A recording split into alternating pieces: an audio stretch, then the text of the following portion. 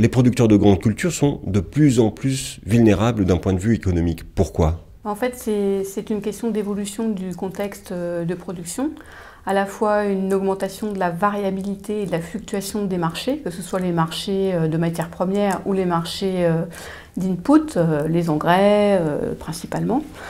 Ça, c'est la première chose. Deuxièmement, on est dans un contexte réglementaire qui va vers une diminution des filets de sécurité, la baisse des aides avec les différentes réformes de la PAC. Et enfin, on a une évolution aussi de la production en tant que telle et des contraintes de production. Et éventuellement, c'est en cours de l'accès éventuel à l'innovation. Et donc tout cela fait qu'on a une augmentation de la vulnérabilité des exploitations. Donc vulnérabilité, qui dit vulnérabilité, dit risque. Et en fait, un manque de visibilité, surtout à moyen terme, le moyen terme se réduisant aujourd'hui plutôt à 3 ans qu'à 5 ans, et un manque de visibilité aussi à court terme, même en cours de campagne, comme on peut le voir sur les 3 dernières campagnes. Qui dit risque, dit gestion de risque. Et la grande question d'aujourd'hui, c'est de se dire, est-ce que le mode de gestion du passé des exploitations est encore valide aujourd'hui ? Et si ce n'est pas le cas, est-ce qu'on a des pistes justement pour gérer ce nouveau risque ? Alors, quelles sont ces pistes ? Alors, les pistes, on s'aperçoit que c'est beaucoup moins facile qu'avant, puisqu'on était dans un mode de gestion qui était historiquement rendu facile par la stabilité du contexte. Et donc, ça permettait des investissements, etc., qui étaient plus facilement rentabilisés sur le long terme.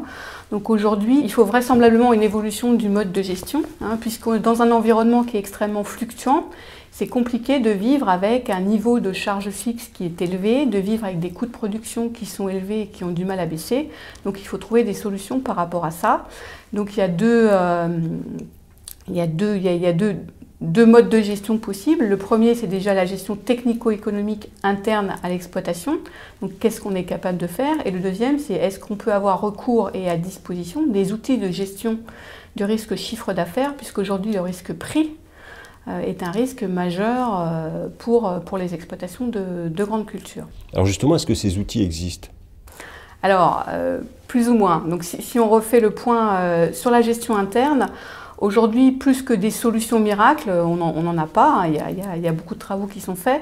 Mais aujourd'hui, en fait, ce qui est important, c'est qu'on travaille l'évaluation des solutions par des indicateurs un petit peu différents de ce qu'on faisait avant, comme notamment des indicateurs de robustesse, où on va regarder comment une solution technique se comporte dans un environnement fluctuant en matière de prix.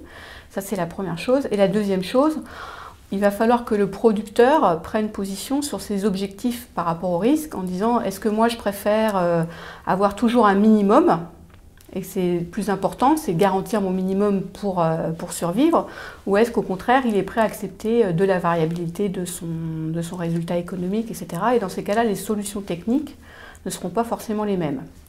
Si on parle maintenant de la gestion des outils de gestion du risque chiffre d'affaires, aujourd'hui, il faut bien avoir conscience qu'il n'y a pas un outil qui peut gérer tous les risques. Et déjà, ces outils, il faut les classer par le niveau du risque qu'ils peuvent gérer. Alors, je prends un exemple. Est-ce qu'on va gérer un risque dit normal, par exemple 10% de variation de rendement, ou est-ce qu'on va être capable de gérer un risque qu'on appellerait catastrophique, donc qui remet complètement en cause l'exploitation? Et après, selon le type de risque qu'on va gérer, on n'aura pas les mêmes outils. Et là encore, deux exemples. Le rendement, le risque rendement, c'est un risque qu'on appelle indépendant. C'est-à-dire qu'un agriculteur peut avoir une baisse de rendement, mais son voisin n'aura pas forcément la même baisse. Et à côté de ça, on a les risques systémiques, comme le risque prix de marché. Et là, quand les marchés sont bas de chez bas, ils sont bas pour tout le monde. Et donc, dans le premier cas, rendement, c'est plutôt des systèmes de type assurantiel qu'on va regarder. Et dans le cas des prix, on va regarder plutôt des systèmes plutôt financiers, les marchés financiers, comme les marchés à terme ou ce genre de choses. Aujourd'hui, en matière de solutions à proposer aux producteurs, que ce soit en gestion interne ou que ce soit en matière d'outils de gestion, il n'y a pas de solution miracle.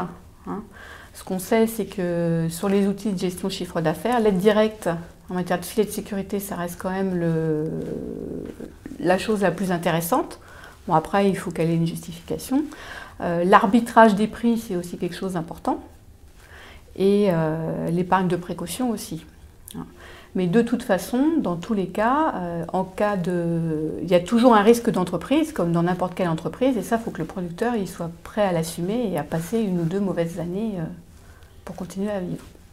Madame Levaux, merci.